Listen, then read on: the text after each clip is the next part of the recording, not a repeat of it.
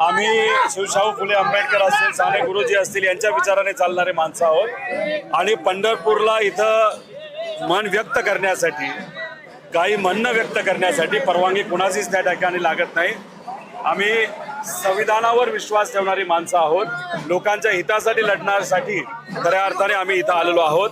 त्यामुळे आम्ही इथं परवानगी दिली काय नाही दिली काय, आंदोलन आणि अन्नत्याग आंदोलन हे करणार म्हणजे करणार। सरकारकडून पोलिसांना समोर केलं जातं आंदोलनाला परवानगी। आता मला जे काही कळालेलं आहे, जिथं आम्ही बसणार आहोत तिथं ज्या पद्धतीने एखादा तमाशा असेल त्याला कसा पडदा लावला जातो तसा तिथं पडदा लावलाय असं आम्हाला कळतंय। मला सरकारला एवढंच सांगायचंय, तुम्ही ज्या पद्धतीचे धोरणं ते सुद्धा फक्त दिखावा करण्यासाठी जे काही धोरणं आतापर्यंत केलेले आहेत, सामान्य लोकांच्या जीवनाचा तमाशा खऱ्या अर्थाने झालेला आहे। त्यामुळे तुम्ही पडदे लावा, तुम्ही बॅरिकेड लावा, काही लावा, हा सामान्य लोकांच्या साठी महत्वाचा असणारा विषय आहे। मग तुम्ही आमचं एवढंच म्हणणं आहे की आम्हाला तुम्ही बसून देऊ नका, लगेचच्या लगेच तुम्ही सरसकट कर्जमाफी द्या, 2019ची अट तुम्ही काढून टाका आणि जे काही अनुदान आपण देणार आहात, जे काही रेग्युलर शेतकरी आहेत त्यात सुद्धा ज्या अटी टाकल्यात तुम्ही काढा, आम्ही लगेच आंदोलन मागे घेऊ। स्थानिक आमदारांना निवेदन नसल्याचं सांगतात,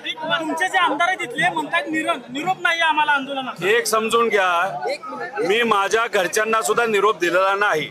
शेतकऱ्यासाठी आणि सामान्य लोकांसाठी आपण अराजकीय पद्धतीने जेव्हा लढा लढत असतो तेव्हा राजकीय नेत्यांना आमंत्रण द्यायचं नसतं। हा अराजकीय लढा आहे, हा कोणासाठी आहे तर शेतकऱ्यासाठी आहे।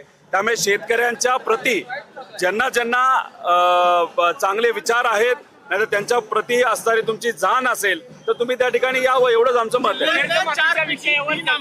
भाजपबरोबर दिसून येत आहेत आपल्या पक्षाचे। काल बैठक झाली, काल ते रवींद्र चव्हाण भाजपचे प्रदेशाध्यक्ष यांच्या बरोबर होते, तर आता आपण त्या पार्श्वभूमीवर आंदोलन करताय आणि स्थानिक 4 आमदारांपैकी 3 आमदार आपल्या सोबत नाही। सरकार भाजपच आहे।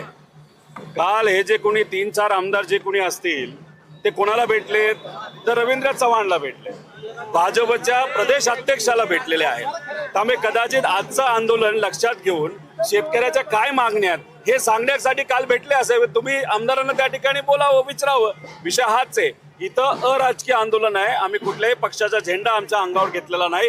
हे फक्त शेतकऱ्यासाठी आणि जाचक अटी 2019च्या ज्या टाकल्या गेल्या आहेत आणि जे काही अनुदान रेग्युलर शेतकऱ्याला तुम्ही देणार आहात त्याच्यामध्ये सुद्धा ज्या अटी आहेत त्या तिथं तुम्हाला काढाव्याच लागतील। त्याच्याबरोबर जे तुम्ही पूर्वी 1 रुपयाला जे हे देत होता विमा, तो विमा तुम्ही जो बंद केलाय, आता पावसाची खूप मोठ्या प्रमाणात अडचण येणार आहे, त्यामुळे तो पीक विमा सुद्धा त्या ठिकाणी लागू करावा अशी आमची सगळ्यांची मागणी।